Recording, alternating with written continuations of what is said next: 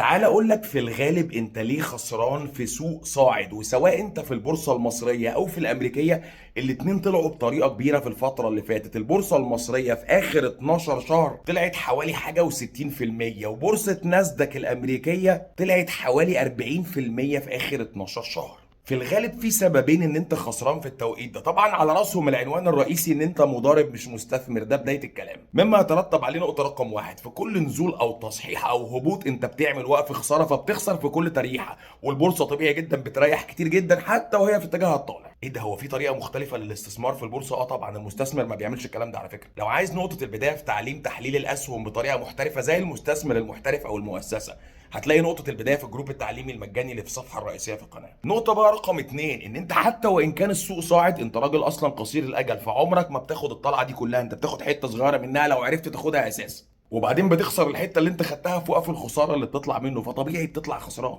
اتعلم تشتري السهم اللي تحت قيمته، وتحسب قيم الاسهم، وتاخد السهم وتحتفظ بيه حتى لو فتره اسابيع، على فكره انا مش بكلمك في سنين.